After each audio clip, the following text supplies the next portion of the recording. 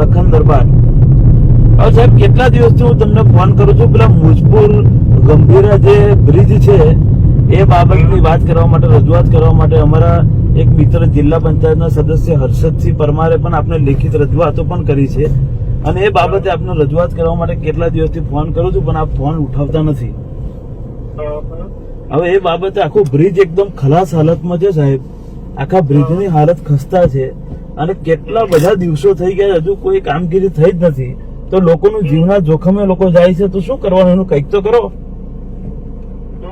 ફરીથી દરખાસ્તનું રિમાઇન્ડર આપ્યો કે ભાઈ આ ટ્વીટ તાત્કાલિક અમને નવો કરી આપો કે આનું સ્ટ્રેન્થનિંગ ચાર્જીસ કરો. કોને તમે મોકલ્યું, કોને મોકલ્યું તમે? મેં મારા એફસીઆર ને મોકલી આપ્યું છે ફરીથી.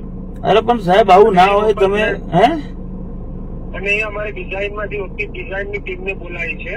એકવાર તો આપણે કન્સલ્ટન્ટ નું સર્વે કરાવી લીધું, હા, તેને સજેશન જે આપ્યા એ પ્રમાણેથી કે અમને લાગતું નથી કે આ પ્રમાણેથી લાગુ થશે, એટલે ફરીથી અમારું જે ડિઝાઇન સેલ છે ને એને આપણે બોલાવીએ છીએ.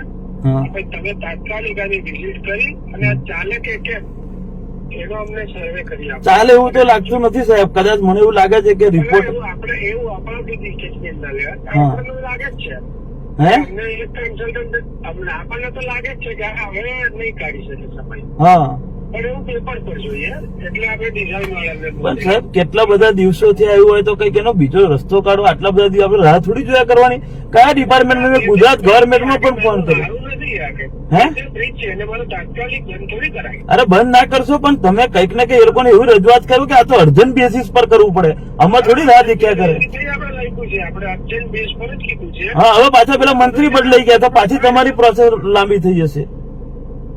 અકસ્માત થાય તો બહુ મોટો અકસ્માત થઈ શકે. પણ મોટો સાહેબ હું તમને વિનંતી કરું છું ને, તમે ફોન ઉઠાવતા નથી.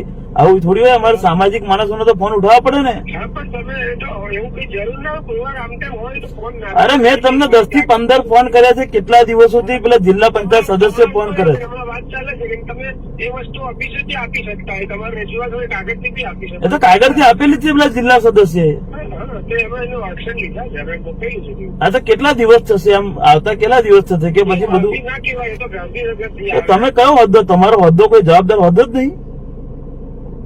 તમારો હોદ્દો જવાબદાર હોદ્દો તો છે ને વડોદરા જિલ્લામાં.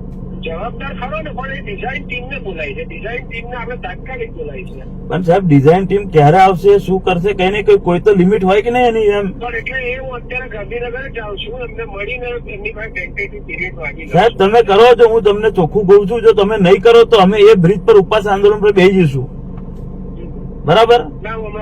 નહીં તો ભાઈ તમારા ઓફિસ આવીને ઉપવાસ આંદોલન પર બેસી જઈશું. મારું નામ લખ્યું તો લખન દરબાર.